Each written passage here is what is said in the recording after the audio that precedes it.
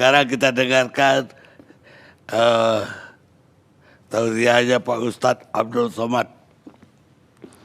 Assalamualaikum Ustadz. Waalaikumsalam warahmatullahi wabarakatuh, Pak Karni. Pak Ustadz udah mendengar tadi apa aja alasan dari masjid-masjid yang masih saja melaksanakan ibadah berjamaah. Mereka juga berkeyakinan bahwa itu lebih bermanfaat dibanding sholat sendirian di rumah. Mungkin perlu penjelasan lebih jauh dari Pak Ustadz Abdul Somad. Bismillahirrahmanirrahim. Assalamualaikum warahmatullahi wabarakatuh. Alhamdulillah wassalatu wassalamu ala Rasulillah wa ala alihi wa sahbihi wa man tabi'ahu wa mawalah. Pak Karni beserta seluruh alim ulama, masyarakat, tak dapat saya sebut satu persatu. Saya menjelaskan secara fikihnya dulu. Dalam sebuah hadis dikatakan, idza sami'tum bihi fi baladin, kalau kamu mendengar ada suatu wabah di suatu negeri, fala taqdimu ilaihim, janganlah kamu datang ke negeri itu. Dan kalau wabah itu terjadi, kamu berada di dalam negeri itu, fala takhruju firaram minhu, jangan pula kamu keluar dari negeri itu melarikan diri. Inilah yang disebut sekarang dengan social distancing atau lockdown atau PSBB. Jadi perlu kita pahami bahwa zaman dulu itu, seperti kota Al-Madinah Al-Munawwarah zaman dulu, itu ada tembok di sekelilingnya. Lalu kemudian ada pintu gerbangnya. Jadi kalau terjadi suatu wabah di dalam negeri itu, orang yang berada di dalam tembok itu tidak boleh keluar, dan orang yang berada di luar tidak boleh datang ke dalam. Nah sekarang skopnya lebih kecil lagi, karena wabah ini tidak hanya di suatu negeri, tapi dia sudah masuk ke dalam rumah, dan kita tidak tahu rumah siapa yang sudah didatangi virus COVID-19. Hampir semua. Jadi saya tidak tahu bahwa rumah tetangga saya ada, bahwa rumah orang yang kaya, pejabat juga bisa kena.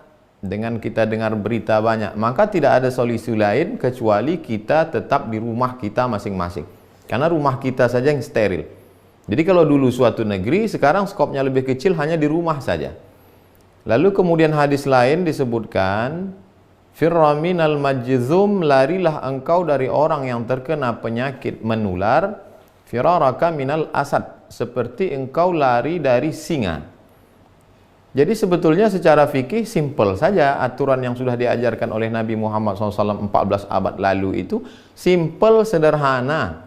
Dan itu dilaksanakan. Di Maroko, saya masih kontak ke adik kelas saya di sana, saya tanya, ada kalian sholat berjamaah Jumat? Jumat tidak ada. Sholat fardu tidak ada, tutup semua.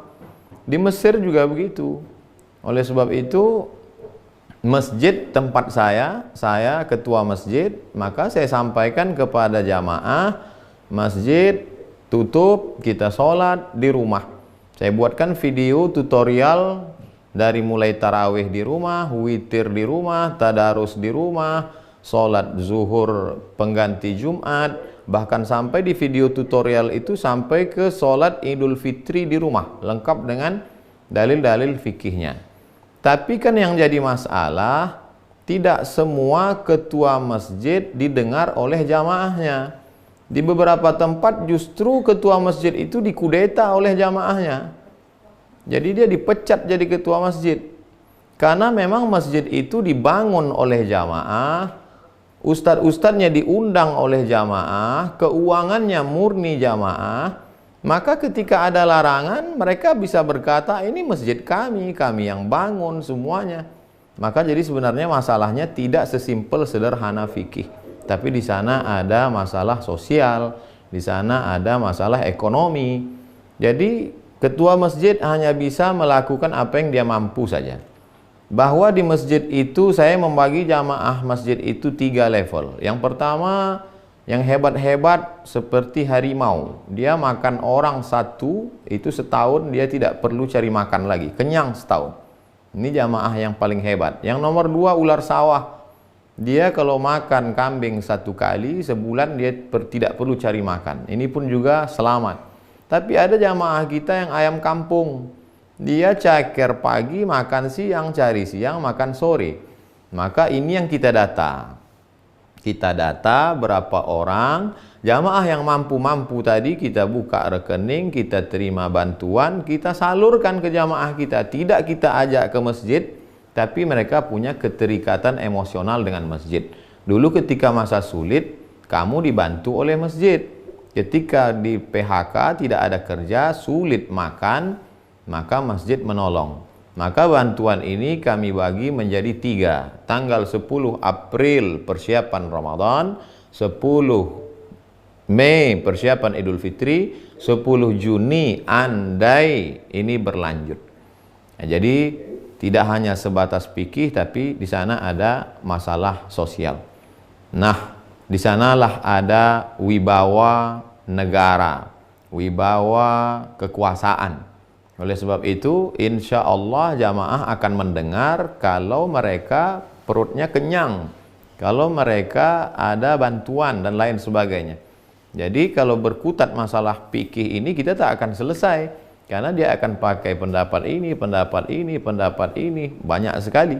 Tapi yang saya terapkan di masjid di tempat saya, kita tutup sampai nanti insya Allah ini damai, selesai, barulah kita buka lagi sholat. Tentang masalah sholat tarawih, orang bisa sholat tarawih di rumah, karena Nabi SAW pun sholat tarawih malam pertama, malam kedua, malam ketiga, Nabi tidak keluar lagi. Khasyitu an tufrada alaikum, aku khawatir nanti diwajibkan kepada kamu. Maka Nabi sholat sendiri.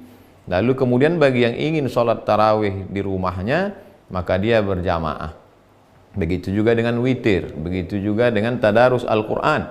Adapun tentang masalah sholat Jumat, man tarakal jumu'ata salasa marratin, siapa yang meninggalkan sholat Jumat 3 kali tahawunan, karena menyepelekan Jumat, karena meremeh-temehkan Jumat. Adapun pada saat takut, pada saat khawatir, maka dalam Islam diajarkan la tulqu bi aidikum ila tahlukah, jangan kau jerumuskan dirimu ke dalam kebinasaan.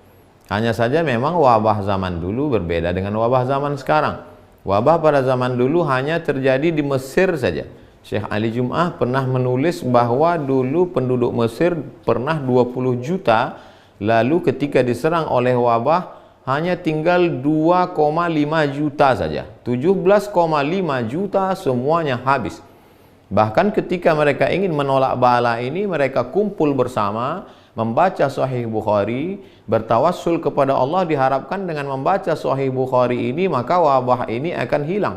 Justru dengan berkumpul ramai itu wabah makin menyebar. Maka dikomentari oleh Al-Hafiz Ibnu Hajar Al-Asqalani, perkumpulan mereka membaca Sahih Bukhari untuk mengusir wabah itu tidak sesuai dengan sunnah Rasulullah SAW. Karena sunnah ketika terjadinya wabah adalah menjauhkan diri dari wabah, seperti menjauhkan diri dari singa, menjauhkan diri dari wabah, menetap di suatu tempat yang tidak ada wabah, menetap di suatu tempat. Kalau zaman dulu modelnya satu kampung satu tempat, tapi untuk saat ini karena semua di dunia ini terkena dan kita tidak tahu tempat mana saja yang kena, mana yang tidak, kecuali andai nanti ada suatu alat detektor canggih, cukup pakai layar saja, sehingga ketika layar itu dipakai, dipasang di depan pintu, langsung ketahuan ini ada virusnya, ini tidak. Yang tak ada virus masuk masjid, yang ada virus masuk rumah sakit, yang tak ada virus masuk masjid. Itu baru bisa.